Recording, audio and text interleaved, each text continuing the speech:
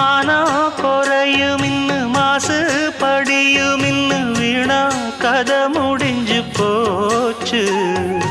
ஈசான மூலையில லேசான பள்ளி சத்தம் மாமன் பேர சொல்லி பேசுது. ஆறாத சோகந்தன்ன தீராம சேர்த்து வச்சு ஊரும் சேர்ந்து என்ன ஏசுது.